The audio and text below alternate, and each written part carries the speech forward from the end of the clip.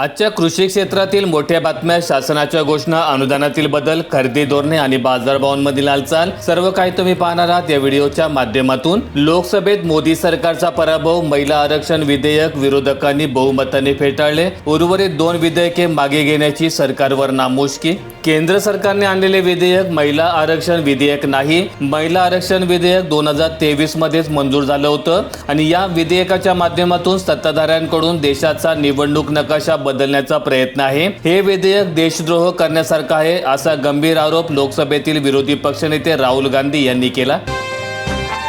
पत्नी कमवती असली तरी मुलाचा देखभाल खर्च पतीला द्यावा लागेल, हायकोर्टाचा महत्त्वपूर्ण निर्वाळा, मातृत्व पैशात मोजता येणार नाही, काम सांभाळून मुलाचे संगोपन करणाऱ्या महिलेचे मातृत्व पैशात मोजता येणार नाही, अशा प्रकरणात पती स्वतःची जबाबदारी झटकू शकत नाही।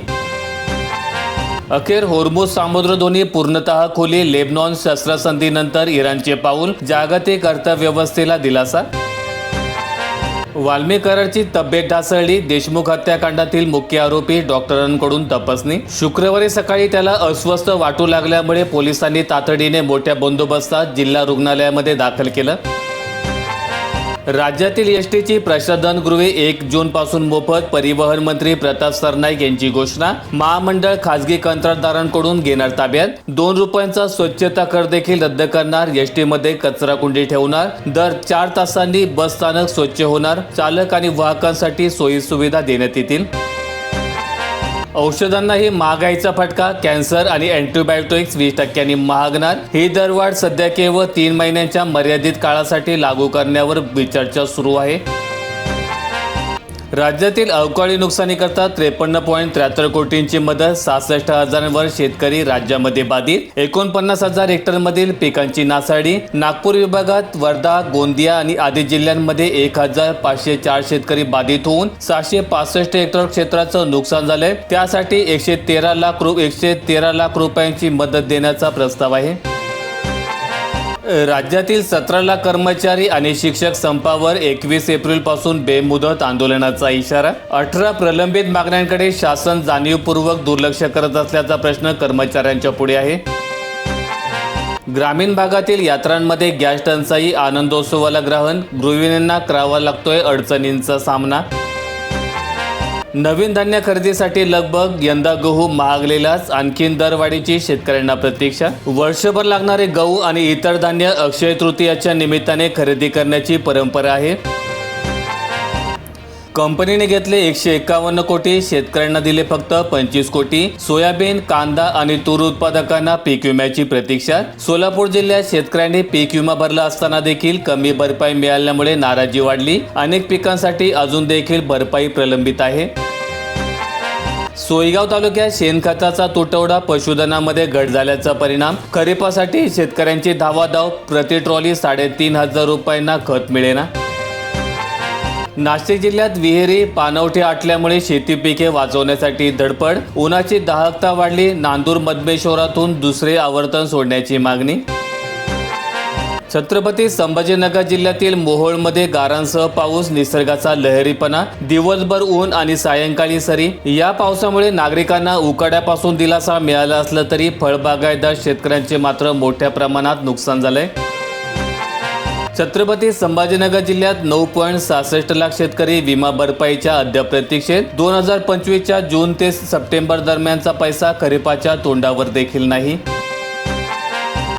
सोलापूर जिल्ह्यात 1 लाख मेट्रिक टन बेदाण्याची निर्मिती, किलोला मिळतोय 400 रुपयांचा दर, बाजारपेठेतील दर मात्र स्थिर, उत्पादन घटल्यामुळे यंदा भाव आणखीन वाढण्याची आशा। सध्या बाजारपेठेत उत्कृष्ट क्वालिटीच्या बेदाण्याला सरासरी 330 ते 400 रुपयांपर्यंत प्रति किलोचा दर मिळू लागलाय आणि द्राक्ष शेतकरी वर्गात त्यामुळे आनंदाचं वातावरण आहे, तर मार्केटिंगच्या द्राक्षाला देखील 60 ते 80 रुपयांचा दर व्यापाऱ्यांकडून मिळतोय। नाशिक जिल्ह्यात पाण्याच्या टँकरने गाठले अर्धशतक, उन्हाच्या तडाख्यात टंचाईच्या झळा तीव्र, 149 गावे आणि वाड्यांना तहान। 50 शेळ्या 5 बोकडांसाठी 8.5 लाखांपर्यंत अनुदान ग्रामीण शेतकऱ्यांसाठी सरकारची योजना। या योजनेअंतर्गत लाभार्थ्यांना स्वतःचा व्यवसाय सुरू करण्यासाठी 50 शेळ्या किंवा मेंढ्या आणि 5 बोकड किंवा मेंढे असा संपूर्ण गट उपलब्ध करून दिला जाणार असून यासाठी प्रवर्गानुसार 5,69,000 ते 8,53,000 रुपयांपर्यंत अनुदान दिले जात आहे। नाशिक जिल्ह्यात येवला तालुक्यात सर्वाधिक 19 टँकरद्वारे होतोय पाणी पुरवठा। 87,000 लोकसंख्येला पुरवठा। दररोज 18 लाख लिटर पाणी। येवल्यामध्ये 23 गावे 8 वाड्या टंचाईच्या विळख्यात। नाशिकसह राज्यातील 6 जिल्ह्यांना येलो अलर्ट। IMDचा पावसाचा इशारा। रविवारपासून हवामानामध्ये बदल। प्रामुख्याने नाशिक, पुणे, अहिल्यानगर, सातारा, सांगली आणि सोलापूर या 6 जिल्ह्यांमध्ये पावसाचा येलो अलर्ट जारी करण्यात आलाय। या काळात ताशी 30 ते 40 किलोमीटर वेगाने वारे वाहतील आणि विजांच्या कडकडासह पावसाळ्यात देखील हजेरी लावेल। रब्बीतील ज्वारीच्या कडब्याला प्रति शेकडा 2800 रुपयांपर्यंतचा भाव। जनावरांसाठी पौष्टिक। लागवड क्षेत्र घटल्यामुळे उत्पादन कमी। शेतकऱ्यांकडून मागणी। यापूर्वी 1800 ते 2200 रुपये प्रति शेकडा या दराने विक्री होणारा कडबा सध्या 2400 ते 2800 रुपये प्रति शेकड्याप्रमाणे विकला जातोय। विशेषतः मोठी आणि जाड आणि लांब पेंडी असलेल्या कडब्याला अधिक दर मिळत असल्याचं शेतकरी सांगतायत। मराठीला दुय्यम स्थान देणाऱ्या शाळांना थेट टाळे। मान्यता रद्द करण्याचे शिक्षण आयुक्तांना अधिकार।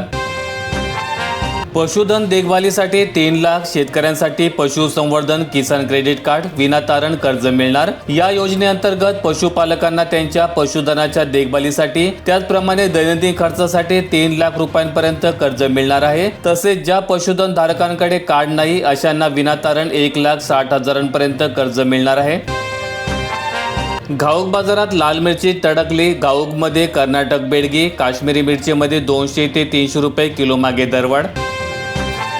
44 अंशांनी नागपूर होरपळलंय। उष्माघाताचे 31 रुग्ण। शाळा महाविद्यालयांना आज सुट्टी। या वर्षातील आतापर्यंतचा सर्वाधिक उच्चांक। 2 दिवस हीट वेव्हचा इशारा। हवामान विभागाने 20 आणि 21 एप्रिल रोजी आकाश ढगाळ राहण्यासोबतच विजांच्या कडकडासह हलक्या पावसाची शक्यता वर्तवली आहे। मात्र त्यापूर्वी 2 दिवस उष्णतेचा कहर कायम राहील।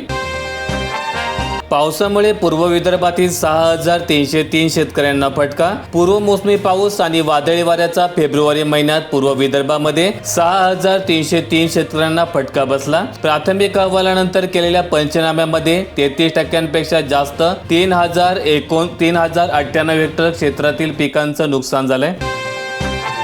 बारदाना टंचाईमुळे हरभरा खरेदी ठप्प। हरभरा खरेदीला मुदतवाढ देण्याची शेतकऱ्यांची मागणी। राज्यात आतापर्यंत 5 लाख टनाच्या आसपास हरभरा खरेदी झाली। सुमारे 3 लाख शेतकऱ्यांनी नोंदणी केली असून त्यापैकी 1.5 लाख शेतकऱ्यांचाच हरभरा खरेदी करण्यात आलाय। निम्मे शेतकरी हरभरा विक्रीसाठी वाट बघतायत। हमीभाव खरेदीची मुदत 29 एप्रिल रोजी संपत असून खरेदीला आणखी मुदतवाढ देण्यात यावी अशी मागणी शेतकऱ्यांकडून होते आहे। खत दरवाढ शेतकऱ्यांना फटका। खरीप हंगामाआधीच खर्चामध्ये वाढ। प्रति एकर 6 ते 15,000 रुपयांचा अतिरिक्त भार। कडधान्य आणि इतर पिकांसाठी मोठ्या प्रमाणात वापरल्या जाणाऱ्या NPK 20-20-13 या खताच्या दरात सर्वाधिक वाढ झाली आहे। व्हिडिओ आवडला असेल तर लाईक ठोका, शेअर करा आणि अशा दैनंदिन शेतकरी बातम्या अपडेट्स मिळवण्यासाठी सबस्क्राईब करून बेल आयकॉनचं बटन दाबा।